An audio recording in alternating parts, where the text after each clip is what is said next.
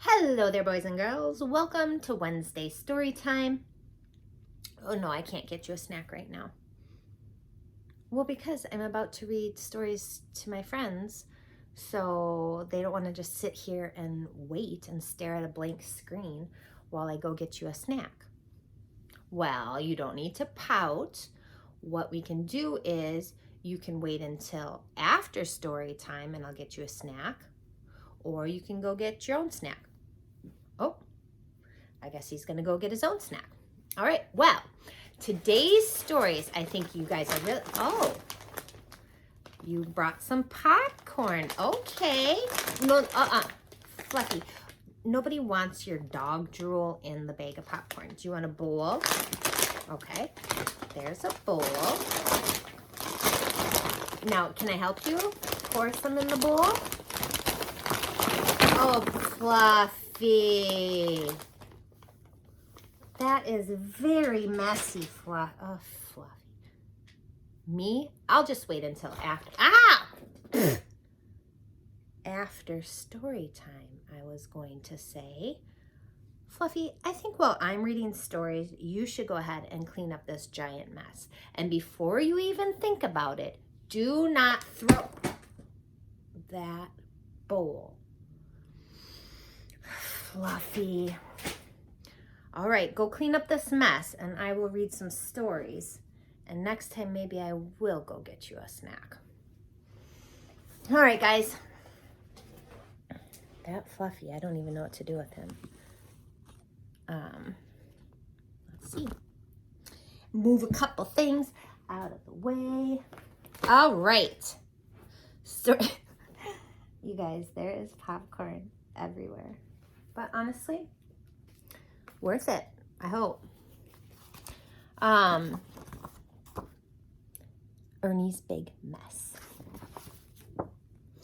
starring our Sesame Street gang. Ernie's Big Mess. Ernie and Bert are best friends. They live together. Bert is neat. Ernie is messy. Sometimes Ernie is very messy. Then Bert gets mad. Ernie, come here, Bert shouts. Look at the mess you have made. Okay, Bert, says Ernie. I'm coming. Ernie jumps out of the tub. Splash, splash. Ernie splashes water on the floor. Drip, drip. He drips water on the rug.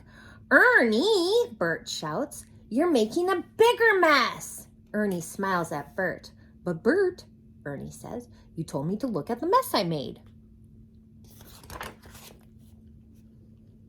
Now Bert is very angry. I wish I lived here all by myself, he shouts. Bert walks out of the room. Slam goes the door. Ernie stops smiling. Bert does not want me here anymore, he says. I guess I will go away. Ernie is sad. Ernie gets dressed. Then he packs a big bag. Come on, rubber ducky, Ernie says. We have to go. Ernie closes the door softly. Goodbye, house, he says. I will miss you. Ernie drags his bag down Sesame Street. He goes to see Big Bird.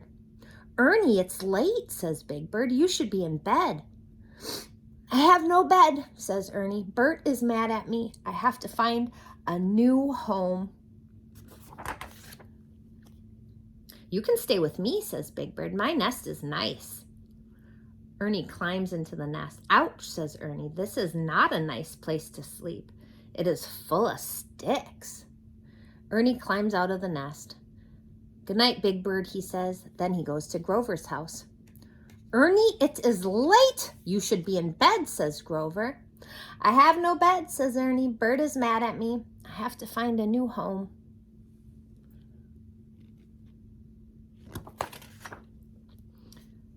You can share my little bed, says Grover. Ernie climbs into Grover's bed. Do you like my soft little bed? Grover asks. Well, it is soft, says Ernie. Then Ernie turns over. Crash, he falls onto the floor. Grover, this bed is too little.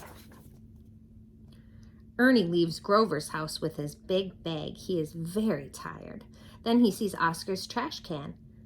Bang, bang, Ernie bangs on the trash can. Oscar, are you sleeping? Ernie says. I was sleeping, says Oscar. Now I'm awake. Oscar the Grouch is mad. Oscar, where can I find a big soft bed? Ernie asks. A big soft bed? Soft beds are yucky. Bang goes the lid of the trash can. Oh dear, says Ernie. Where can I sleep? I am so tired. Ernie sits down. Soon he is asleep. Big yawn. Sesame Street is quiet. Everyone is sleeping. Everyone but Bert. Bert looks very worried.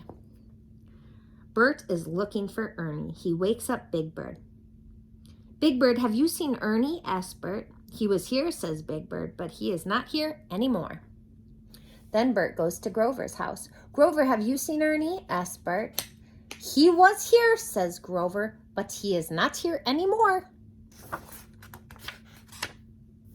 Bert walks down the street. He is very sad.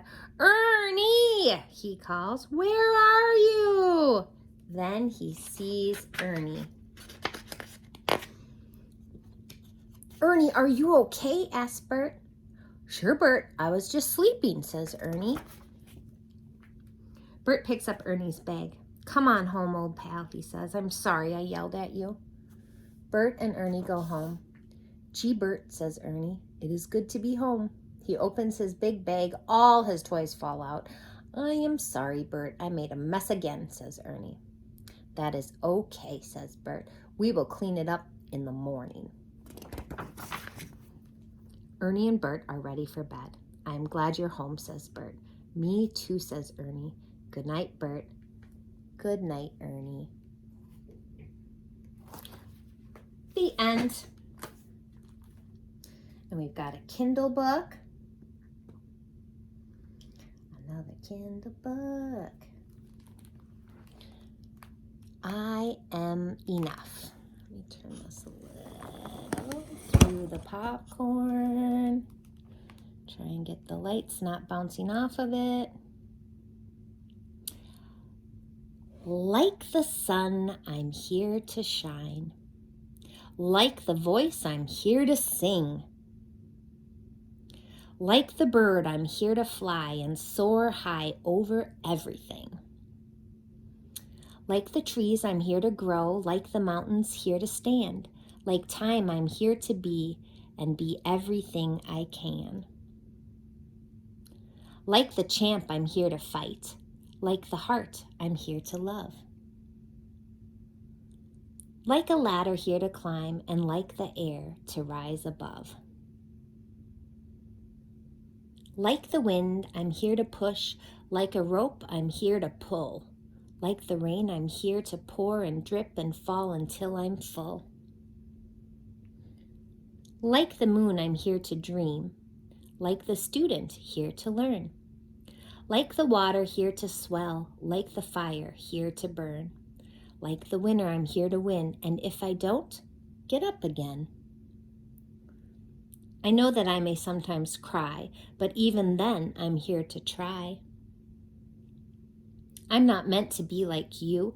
You're not meant to be like me. Sometimes we will get along, and sometimes we will disagree. I know that we don't look the same, our skin, our eyes, our hair, our frame, but that does not dictate our worth. We both have places here on earth, and in the end, we are right here to live a life of love, not fear. To help each other when it's tough, to say together, I am enough. That was, I forgot to mention, that was by Grace Byers. Okay, then I'm going to switch back here to a paper book. Superman versus Bizarro.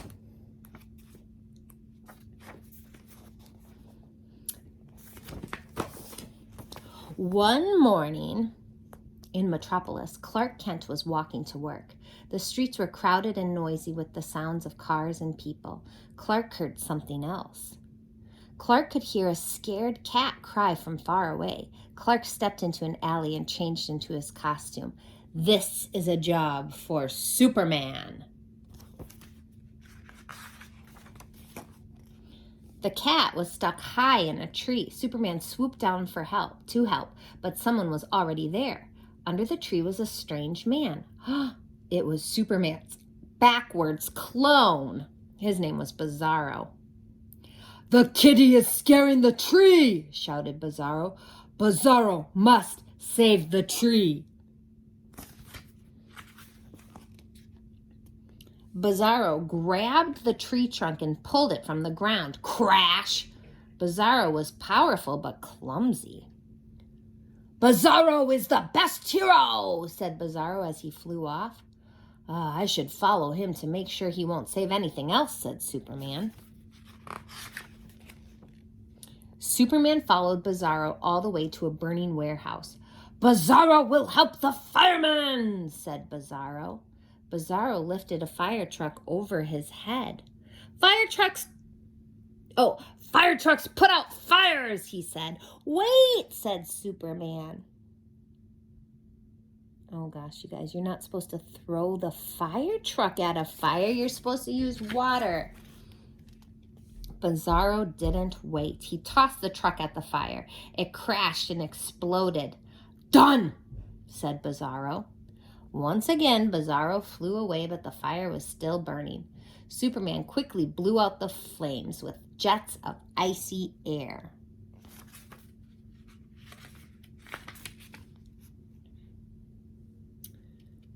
"Does Bizarro think he's a hero?" Lois Lane asked Superman after he put out the fire. "Yes," said Superman, "but his thinking is backwards because he's from Bizarro world. Bizarro must return to his own planet." "Please make him leave before he destroys Metropolis," Lois said. Superman heard new cries for help. A boat was sinking in the river. There was no time to lose. Superman had to get there before Bizarro. Bizarro was already at the boat. "No problem," said Bizarro. "The river's hurting the boat, so Bizarro will stop the river."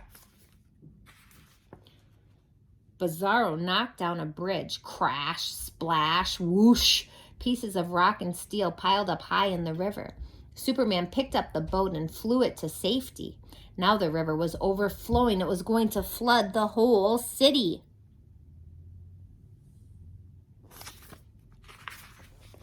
With super speed and super strength, Superman moved the rocks and steel that blocked the river. Water began to flow once more. "Now to rebuild the bridge," he said. Superman used his heat rays to weld the bridge back together. Bizarro was angry at Superman.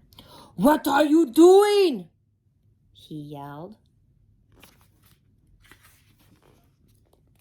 "Bizarro is hero, not Superman," Bizarro yelled.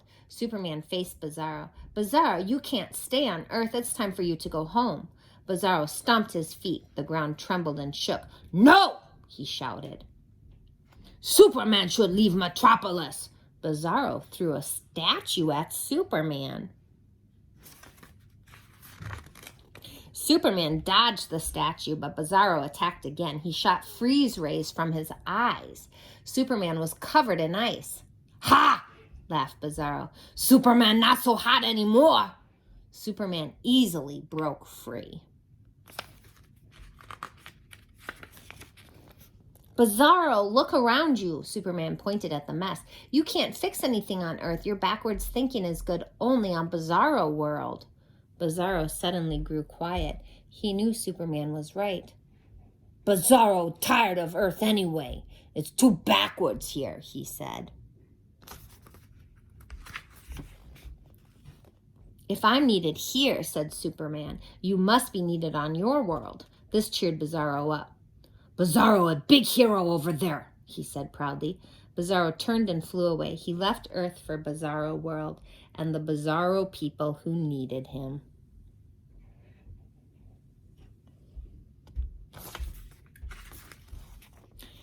Back on Bizarro World, a woman cried out, "Help! Kitty is hurting the tree!"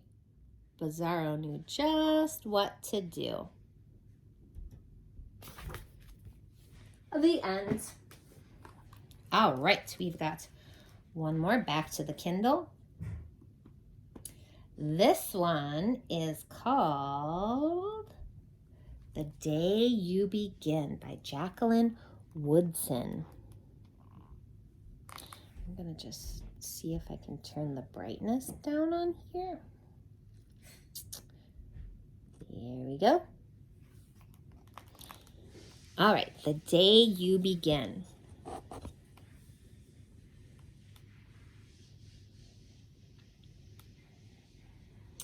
There will be times when you walk into a room and no one there is quite like you. Maybe it will be your skin, your clothes, or the curl of your hair. There will be times when no one understands the way the words curl from your mouth, the beautiful language of the country you left behind. My name is Rigoberto. We just moved here from Venezuela. And because they don't understand, the classroom will fill with laughter until the teacher quiets everyone. Rigoberto from Venezuela, your teacher says, so soft and beautifully that your name and homeland sound like flowers blooming the first bright notes of a song. There will be times when the words don't come. Your own voice, once huge, now smaller, when the teacher asks, "What did you do last summer? Tell the class your story." "We went to France," Shayla says. "These shells came from a beach in Maine." A boy named Jonathan holds out a jar filled with tiny shells so fragile they look like they'll turn to dust in your own untraveled hands. "My whole family went to India, Spain, South Carolina, each souvenir a small triumph of a journey, their travels going on and on." And as you stand in front of that room, you can only remember how the heat waved as it lifted off the curb, and your days spent at home caring for your little sister who made you laugh out loud and hugged you hard at nap time. You can only remember the books you kept on reading long after she had fallen to sleep. And in that room, where no one else is quite like you, you'll look down at your own empty hands and wonder, what good is this when other students were flying and sailing and going somewhere?